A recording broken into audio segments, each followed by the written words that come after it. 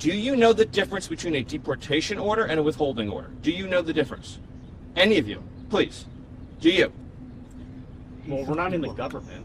But you couldn't even spend 72 hours over the weekend learning the distinction, even though you've been writing and talking about it this whole time. Just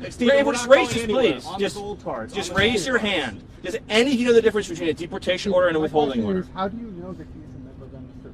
The White House has repeatedly said according to intelligence. By the way, according to our government and his government.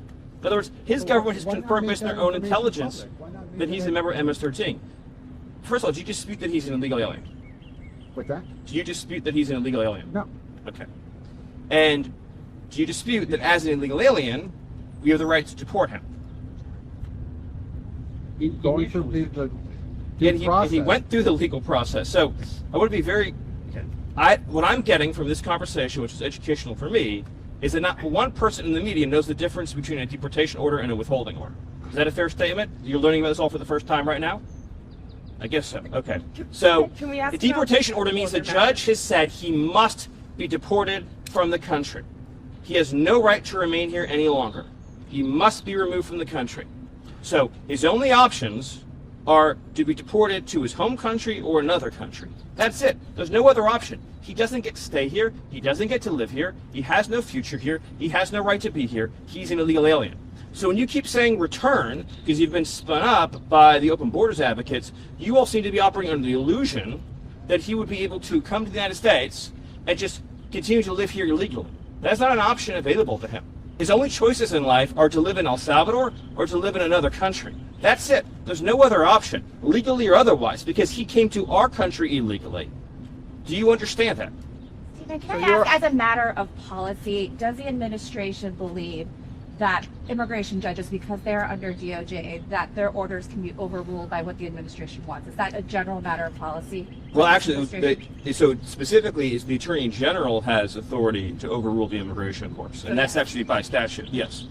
Other questions? Stephen, on the gold card, the President and Secretary Lutnick have suggested they're lining up applicants already. How many people do you expect to be tagged to this program when the President announces it this week, if he actually announces it this week? I'll let Secretary Lutnick provide that update, but I appreciate that. The White House administration's goal to deport 1 million undocumented or illegal. And much more than that. Much more.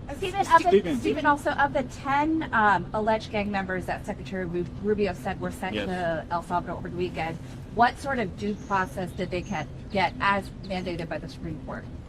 Well, you're talking about the alien enemies? Yes, the alien. So first of all, a number of those are MS-13. So again, those are just standard removals of El Salvadorians to El Salvador. And without what evidence did you provide that they were MS-13? Okay, so we seem to be confused about this. The illegal aliens from El Salvador, again, get deported to El Salvador. Do you all appreciate that like tens of thousands of El Salvadorians have been deported to El Salvador? You seem to be under the impression that El Salvadorians living in our country illegally just get to stay here. They don't. They get arrested and deported. Then the fact that they're MS-13 just puts an extra priority on our deporting them. But we would deport someone to El Salvador regardless of whether or not they were MS-13 if they were here illegally. That's just an extra, because of the priority on public safety threats, we're emphasizing the removals of gang members, in this case, foreign terrorist organization gang members. But as to your other question, they went through all of the due process, as you would call it, that is required by law. So what I find so mystifying is that I've been talking to you all for a very long time. I legitimately, in my entire, going back years actually, in my entire professional life, I've never received this many questions from the media about an American who was raped or murdered by an illegal alien. Legitimately never. And all of you who are enjoying your lives and doing quite well, if you had children and you were living near any of these people, you would move away immediately. You would call the police immediately. You would call us and ask us to make you and your family safer immediately.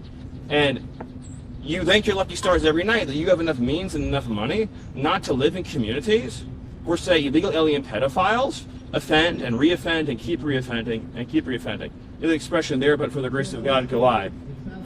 The Biden administration apprehended 2 illegal aliens from Venezuela.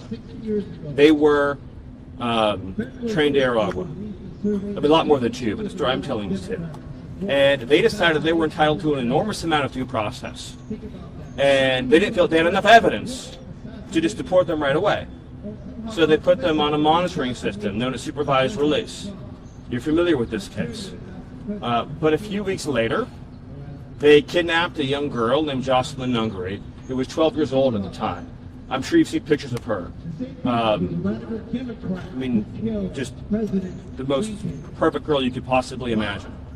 And her mother loved her very much. She was tied up, savagely beaten, stripped naked, tortured to death, murdered. Her body was dumped into a lake. So she didn't get any due process, but I'll tell you who did are the two illegal aliens from Venezuela who stole her forever. And there's stories like that all over the country. We just arrested a pedophile illegal alien who is being shielded by a sanctuary city, who's been charged in 20 sex crimes against children. None of you, any of you have ever had the chance to spend time with victims' families whose children have been raped or whose wives have been raped and murdered. But if that doesn't break your heart, nothing will. And I know that we have some people, like Taylor Lawrence, who fantasize about assassinations and things like that. But in the civilized society, the power of the state is used to keep innocent people alive and to keep innocent women and children from being hurt. This administration is never going to apologize for using the power of the state to keep men, women, and children from being savagely murdered and beaten. If we release known and suspected MS-13 and Tren de Aragua, and then there's another Jocelyn Nungary, then whose responsibility is that going to be? You think that we're going to sit around wringing our hands, wondering if, maybe we should, release this person, give them a little bit of extra time, give them a little bit extra chance to plead their case, and then what? They kidnap somebody, they slit their throat, they shoot them in the head, and we say, well, at least the illegal alien got due process. They're here illegally. The only place that they deserve to go is to some country other than our country. And it's not a statistic. These are real lives. These are real families. There's whole neighborhoods in Los Angeles controlled by illegal alien Mexican street gangs. Entire neighborhoods where you have to live in fear because of individuals here illegally engaged in extortion and crime. Not to mention the fentanyl. You have cartels that have functional control over the entire northern territory in Mexico who are pumping fentanyl, lacing our drugs with this chemical. Children are ending up dead. They're going out to a weekend party. They think they're taking something safe, and they get a heart attack and they die by the thousands. So we're not going to apologize for doing something about that. And I just wish we lived in a country where the media gave to 1/10 a damn as much about Americans who were murdered and brutalized and savagely killed, beaten to death, as they did about whether illegal aliens that we all agree are illegal aliens should get 1 million days in court and 1 million trials and 1 million this and 1 million that. There's 15 million illegal aliens that violate into the country. If every one of them got the trial that you're asking for, it would take us centuries to remove them. Centuries. We'd be talking about this in 300-400 years. Their great-great-great-grandchildren would be the ones representing them in court. That's how long it would take. Illegal aliens who come to our country have to be removed, and they have to be removed quickly. And that is an essential component of having something that we like to call a country. Stephen, one last question. Thank you. Visa restrictions. The president on his first day. The president on his first day in office signed an executive order calling on his administration, the Department of Homeland Security, State Department, DNI, to come up with a list of countries that did meet the United States' vetting standards and to potentially put full or partial visa restrictions on those countries. I just want to know what is the status of that report that was due to the administration last month? Do you have a list yet of countries?